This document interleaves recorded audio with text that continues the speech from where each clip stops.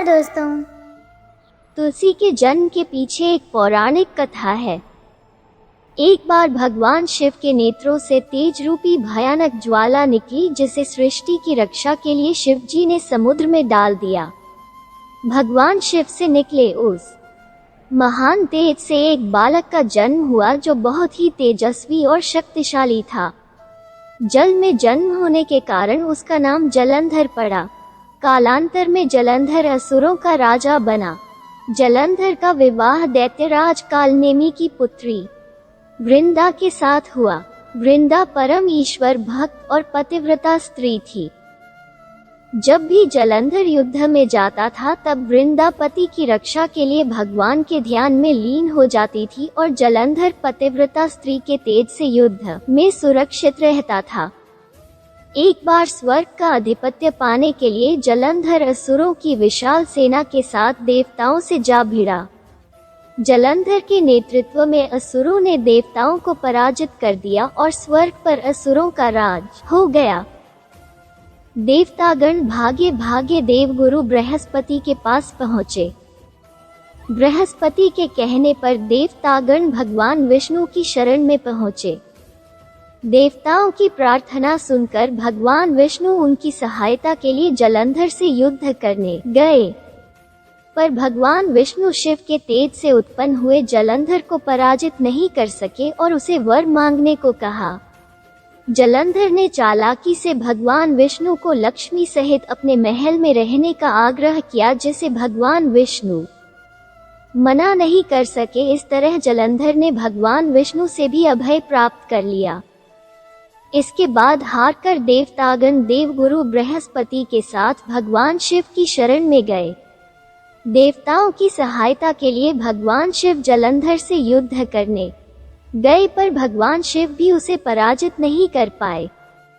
तब भगवान विष्णु शिव जी के पास पहुँचे और कहा कि हे देव, जो आप अपने ही तेज से उत्पन्न जलंधर को पराजित नहीं कर पा रहे हैं, उसका कारण जलंधर की पतिव्रता स्त्री वृंदा के सतीत्व की शक्ति है। आप जलंधर से युद्ध करें और मैं वृंदा का ध्यान भटकाने का प्रयत्न करूंगा, क्योंकि जलंधर का वध सृष्टि के कल्याण के लिए आवश्यक है। ये कहकर भगवान विष्णु जलंधर का रूप धर के उसके महल पहुँचे। तब वृंदा अपना पति आए समझकर तप छोड़कर उनकी सेवा सत्कार में लग गई। इधर युद्ध में भगवान शिव ने जलंधर का वध कर दिया। जलंधर का वध होते ही दूत वृंदा को खबर देने पहुंचे। तब वृंदा को समझ में आ गया कि उनके साथ छल हुआ है।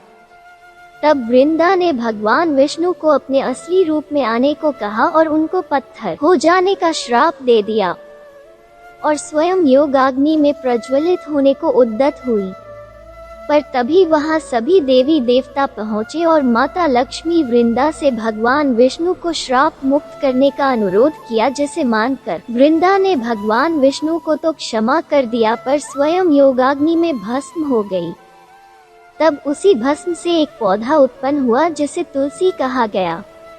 भगवान विष्णु के उसी पत्थर रूप यानी शालिग्राम से तुलसी विवाह की परंपरा शुरू हुई। आज भी कार्तिक महीने के शुक्ल पक्ष की एकादशी तिथि को प्रति वर्ष तुलसी विवाह का उत्सव धूमधाम से मनाया जाता है। जहाँ भी तुलसी की पूजा होती है, वहाँ लक्ष्मी और नारायण की कृपा सदैव बनी रहती है।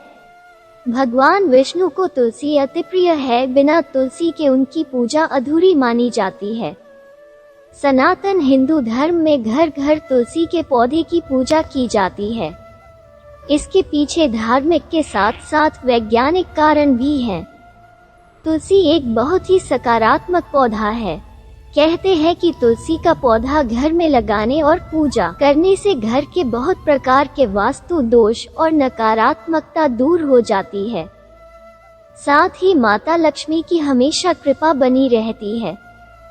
तुलसी के पत्तों में कुछ वाष्पशील तेल पाए जाते हैं, जो हवा के संपर्क में आने से उसमें घुल मिल जाते हैं और हवा का शुद्धिकरण करते हैं। तुलसी के पौधे में औषधीय गुण भी पाए जाते हैं। इसके पत्तों का नियमित सेवन करने से रोग प्रतिरोधक क्षमता में जबरदस्त बढ़ोतरी होती है। फिर मिलेंगे दोस्तों एक नई कहानी के साथ। तब तक के लिए हंसते रहें, मुस्कुराते रहें, अपना ख्याल रखें और इसी तरह हमारे साथ जुड़े रहें। धन्यवाद।